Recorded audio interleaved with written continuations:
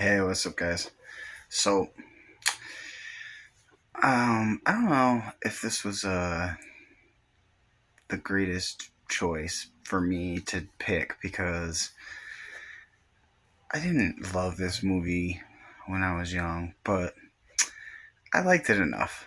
I liked it. I thought it was enjoyable. So, I saw it on the Prime or whatever I was rifling through, and I decided to go with Meet the Parents. Now, like I said, this wasn't it's my favorite movie by any stretch of the imagination. It's not that I don't like Ben Stiller because I thought the Ben Stiller show was brilliant. That movie, I mean that television show made me laugh continuously, and every episode I think I got a good fucking giggle out of. But as far as Ben Stiller goes, I've always been on the fence about him. I do think Tropic Thunder is completely genius, so I give him his heavy props as far as Tropic Thunder is concerned. The rest of his career, I've always been, whatever. I like some of his movies.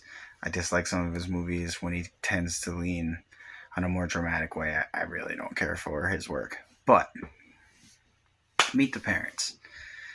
Um, Owen Wilson is completely insufferable in this movie. Holy crap, man. Just insufferable. Now, as far as comedy goes, this is De Niro at his absolute best. I don't think it's Ben Stiller at his best comedically. I don't care for his character. I just, he's a liar and he's just kind of a douchebag, honestly. But in a way, you feel for him throughout the course of the movie. Hi, Shadow. Yes, I love you very much. But you feel for him throughout the course of the movie because obviously lots of terrible things are happening. A lot of which is out of his control, some of which is in his control and is expressly his fault. Nice of you to join me. And is expressly his fault, some of the things. So you can't feel too bad for him as he goes through this movie. But I can't remember who plays his girlfriend in this one. Could be Robin Wright.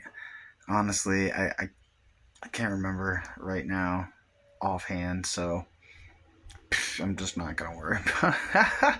But I thought she was excellent. I've always thought um, I really just liked her character, and in real life would probably have been attracted to her because she just got that little boppy personality that I find enjoyable in a woman.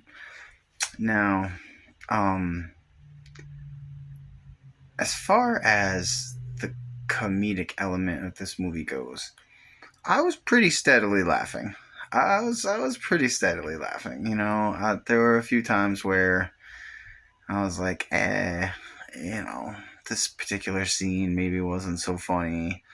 Probably the stuff that got overplayed or, from when I was younger, the things that I really remembered because people always harped on those particular scenes. But, you smoke pot, Focker, and stuff like that. Like, I already had that in my head, so it wasn't as funny. What was funny was some of the physical comedy, where he spikes the volleyball and breaks that girl's nose, or when he's just completely inept through the whole thing, or when he sets fire to all the wedding stuff, or there was just a few different elements of that I thought were great. The standout in this movie for me is probably De Niro. De Niro is just for this role. This role was built for him. A suspicious, slightly psychotic guy who is just, looking at his daughters moving on in life, and he wants to make sure that they are with someone who not only deserves them but is able to take care of them. And as a father of two daughters, I get it. I really empathized with his character in this film, and it's hard for me to empathize with Robert De Niro. I just so as an overall matter, I would say this is a very watchable movie. If you enjoyed it when you were young, you'd probably love it. Because I didn't enjoy it that much when I was young, and I would say I loved it. I'm going to give it an 8.5, which is a very solid rating from me.